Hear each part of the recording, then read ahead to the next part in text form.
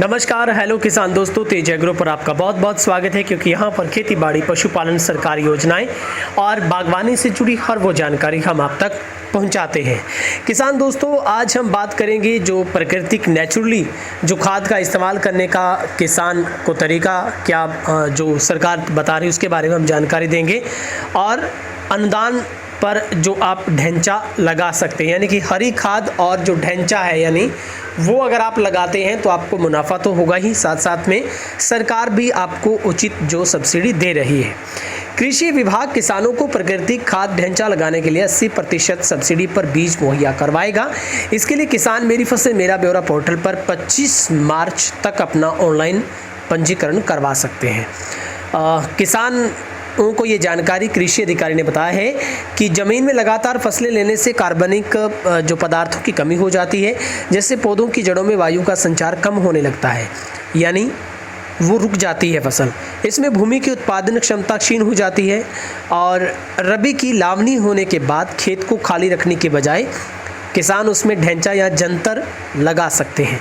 करीब 50 दिन बाद जब ढैंचा की पौधा बढ़ जाते हैं, उस फसल को हरी खाद के रूप में खेत की मिट्टी में ही मिला दें और ये खाद ज़मीन के लिए बहुत ही सर्वोत्तम है।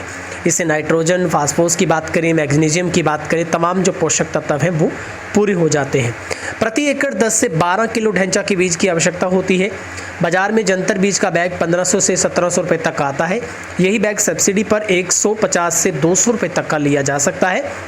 उन्होंने बताया है कि हरियाणा की चरखी दादरी और बाडडा में हरियाणा बीज विकास निगम की दुकानों पर यह बीज मौजूद है। रबी और खरीफ फसल के बीज के समय में इस ढैंचा को लगातार किसान खाद की पूर्ति कर सकते हैं। उन्होंने बताया है कि किसानों से ढैंचा या हरी खाद का इस्तेमाल करने का उन्होंने आह्वान भी है वो किया है।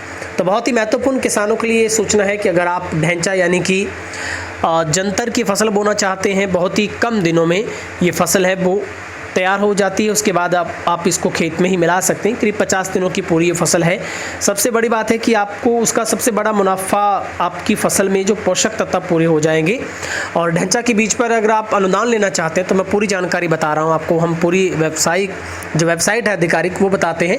agriharyana.ov.in पर आप पंजीकरण करवा सकते हैं।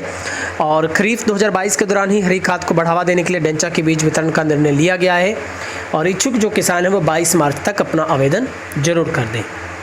कृषि अधिकारी ने बताया है कि पोर्टल पर ऑनलाइन रसीद के साथ मेरी फसल मेरा ब्यौरा पंजीकरण रसीद सहित आधार कार्ड, आपको क्या क्या डॉक्यूमेंट देने हैं, आधार कार्ड, वोटर कार्ड, किसान क्रेडिट कार्ड की छाया प्रति, हरियाणा बीज विकास निगम के बीज बिक्री केंद्र पर जमा आप करवा सकते हैं और बीज प्राप्त कर सकते हैं। किसान को अधिकतम 10 एकड़ तक का बीज दिया जाएगा और 1 एकड़ के लिए 12 किलोग्राम ढैंचा का बीज 80% अनुदान पर कुल 120 रुपये से किसान प्राप्त कर सकता है। ढैंचा को हरी खाद के रूप में मिट्टी में मिलाने से भूमि की जो उपजाऊ शक्ति है वो पूरी हो जाती है।